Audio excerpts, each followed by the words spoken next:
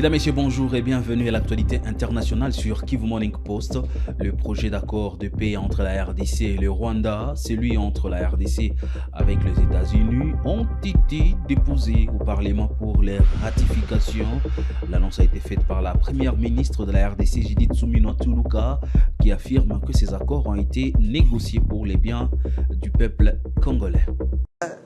L'élément important, central, est que, en tant que chef de gouvernement, je suis venu accomplir un devoir constitutionnel, celui de déposer auprès des deux présidents des deux chambres, donc l'honorable président de l'Assemblée nationale qui a présidé la session, ainsi que l'honorable président du Sénat, les deux projets de loi ratifiant l'accord de paix signé entre la République démocratique du Congo et le Rwanda en juin 2025, ainsi que l'accord stratégique signé entre le projet donc, de loi portant ratification pour l'accord stratégique entre la République démocratique du Congo et les États-Unis d'Amérique.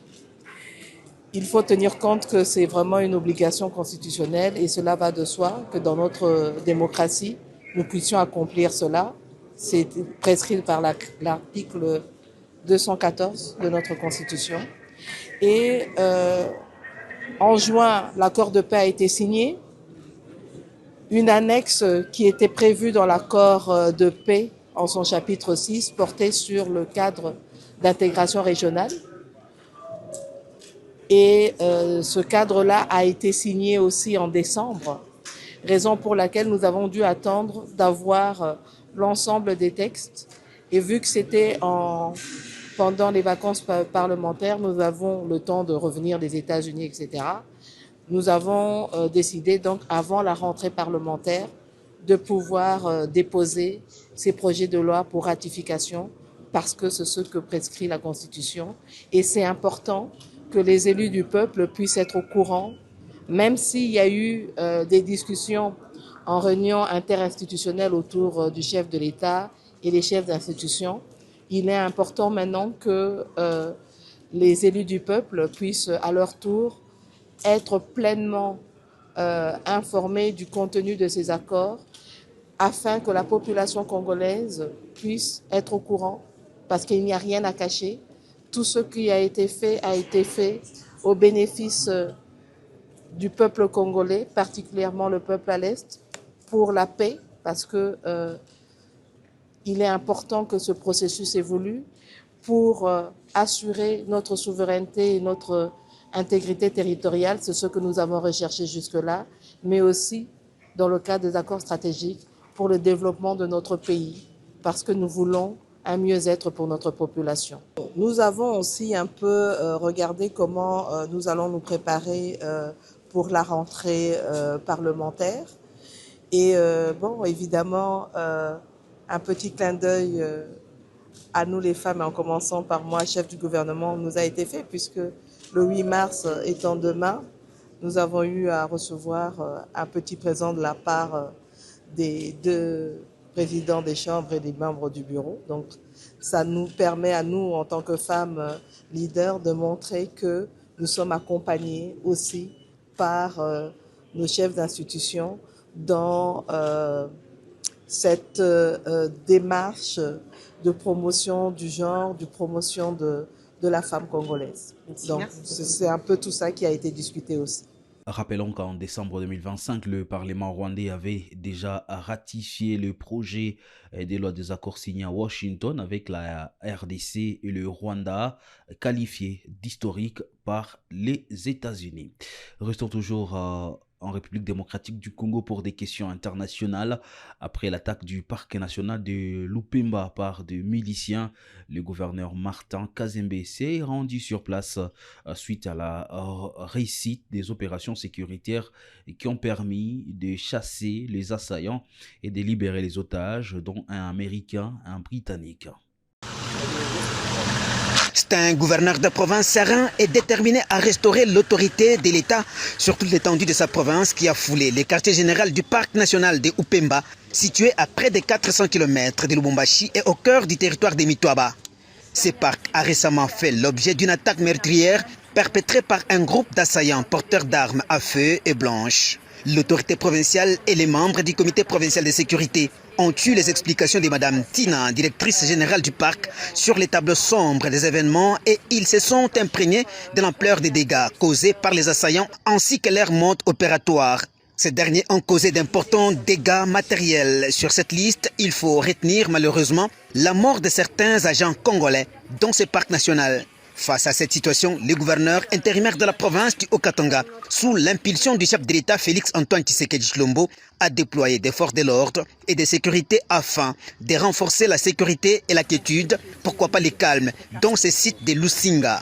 Actuellement, la situation est totalement sous contrôle, contrairement aux fausses rumeurs propagées sur les réseaux sociaux et par certains médias.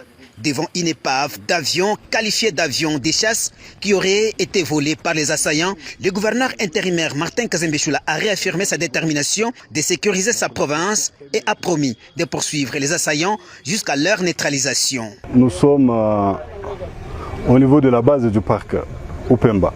Donc la situation est sous contrôle. Nous voulons rassurer la population que nos forces de l'ordre sont là et sont en train de faire du travail comme il se doit. Et nous pourchassons tous ces assaillants-là jusqu'à leur dernier retranchement. Donc il n'y a pas de négociation, nous sommes très déterminés. Parce que ce sont les instructions que la haute hiérarchie nous a données. Il faut rétablir la paix. Nos forces de l'ordre sont là, tous les responsables sont là et ils sont déployés partout.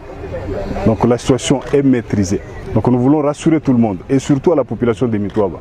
Elle doit collaborer avec nos militaires parce que le travail que nous sommes en train de faire, c'est pour leur intérêt. C'est la patrie ou la mort, donc là on ne peut pas négocier avec un assaillant. Rien n'échappe à l'autorité provinciale, a rassuré Martin Kazembechula, qui a invité la population de Mitwaba et du Haut-Katanga en général au calme, car les forces de l'ordre assurent la sécurité totale dans ces territoires. Pour preuve, le trafic sur la nationale numéro 4 n'est pas interrompu. Le ministre des Infrastructures et Travaux publics, John Banza Lunda, a effectué une mission en Afrique du Sud, les Cape Town, à Johannesburg. Cette visite a permis de sceller des collaborations avec des institutions financières et d'accélérer l'exportation des équipements des génies civils. Reportage. C'est via la ville de Nelspruit que le ministre des Infrastructures et Travaux publics, John Banza Lunda, a foulé le sol sud-africain dans le cadre d'une mission officielle. Dans son agenda, la finalisation des partenariats clés avec des entreprises de génie civil ainsi que des réunions stratégiques avec des institutions bancaires pour obtenir des financements, des projets infrastructurels. Lundi 23 février, première étape de la visite, participation à la deuxième édition de la conférence sur les marchés africains à Cape Town. Des assises que veut mettre à profit John Banza Lunda et à l'issue desquelles il rafle une collaboration stratégique avec Standard Bank. Après échange dans le cadre d'une réunion formelle, l'institution financière organisatrice du forum s'est dite prête à financer le projet infrastructurel en RDC. Motif de satisfaction pour le numéro 1 des ITP qui salue la vision du chef de l'État. Nous avons passé en revue les projets qui sont en cours, les projets prioritaires et surtout les mécanismes de collaboration. Et Standard Bank est très disposé à nous accompagner. Aujourd'hui, je suis très satisfait des échanges que nous avons eus parce que Standard Bank nous a demandé nos problèmes et Standard Bank va nous trouver des solutions financières. Et donc, la structuration va se faire. Aujourd'hui, ce que Standard Bank attend de nous, c'est de communiquer la liste des projets prioritaires sur lesquels on va travailler. Et donc, ils sont prêts à nous accompagner dans les domaines des infrastructures. Je vous dis tout le temps que le travail que fait son Excellence Monsieur le Président de la République, Félix Antoine Tshisekedi Tshilombo, d'ouvrir notre pays aux investissements étrangers. Mais ici, c'est les géants africains des finances avec lesquelles on travaille. Ces géants a travaillé, a donné des solutions dans d'autres pays voisins aux problèmes africains. Nous avons des solutions africaines dans les domaines du financement. Déterminé à relever les défis de son secteur, John Banzalunda est allé à la rencontre du maire du Cape Town. Objectif, s'imprégner de l'organisation sud-africaine dans le domaine des infrastructures. Le modèle de drainage appliqué dans cette ville inspire les ministres des infrastructures et travaux publics. L'échange que nous venons d'avoir avec le maire de la ville de Cape Town est très important parce que c'est une très grande ville. Mais ce qui nous inspire ici, c'est l'organisation dans les domaines des infrastructures, les systèmes de drainage, la gestion des équipements et dans la construction des bâtiments publics. Les modèles qu'ils ont utilisés nous a beaucoup inspirés. Et donc, nous ne cesserons d'apprendre, de nous inspirer des modèles qui marchent. Et ici, c'est un modèle qui est très très avancé et beaucoup de pays et beaucoup de villes se sont inspirés. Poursuivant son séjour de travail au pays de Nelson Mandela mercredi, le ministre John Banzalunda a scellé un partenariat stratégique avec l'entreprise Robex, leader sud-africain de la construction. L'entreprise Robex, reconnue pour son expertise multidisciplinaire, dispose de 4 divisions majeures. Après une analyse rigoureuse des besoins prioritaires du pays, le ministre John Banzalunda a porté son choix sur les 2 piliers fondamentaux pour la révolution de la mobilité, la division conception et la division construction des routes. Ce choix n'est pas fortuit, il vise à garantir que les projets ne soient pas seulement exécutés, mais pensés selon les standards internationaux de durabilité et d'ingénierie moderne dès la phase d'étude.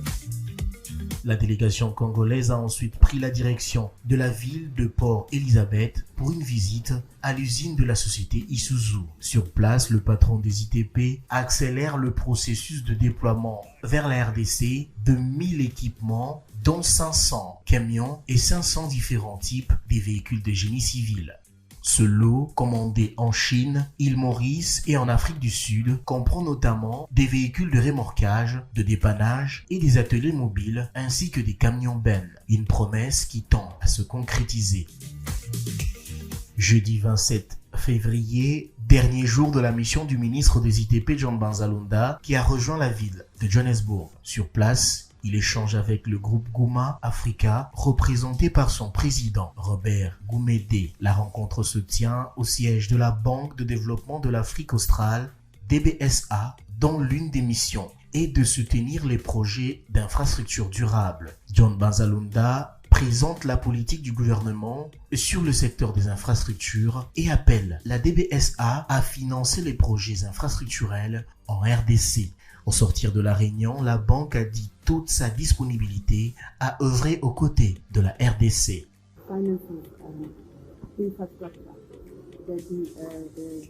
Nous apprécions les initiatives du gouvernement à travers le ministre des Infrastructures et celui des Finances. Nous évoluons dans les secteurs des transports, équipements, l'agriculture, la construction des routes. Nous pensons que le développement de toute l'Afrique centrale ne peut pas être réel si on ne parle pas du développement de la RDC, car ce pays est un moteur stratégiquement placé pour booster le développement de toute la région. Ceci dit, nous sommes donc pour un partenariat qui puisse permettre le décollage de la RDC. Le fondateur du groupe Gouma Africa a évoqué la volonté de son organisation de concrétiser un projet phare dont le partenariat déjà scellé l'année dernière doit se consolider. Ce projet prévoit notamment la réhabilitation des routes stratégiques, la connexion entre villages, villes et provinces et une meilleure intégration régionale. Mission fructueuse pour John Banzalunda qui repart dans la capitale avec des résultats au profit de la population. Et c'est la fin de l'actualité internationale, mesdames et messieurs, sur Kivu Morning Post. Merci à vous de l'avoir suivi. L'information reste en continu sur Kivu Morning Post. On se retrouve d'ici là pour d'autres nouvelles. Portez-vous bien.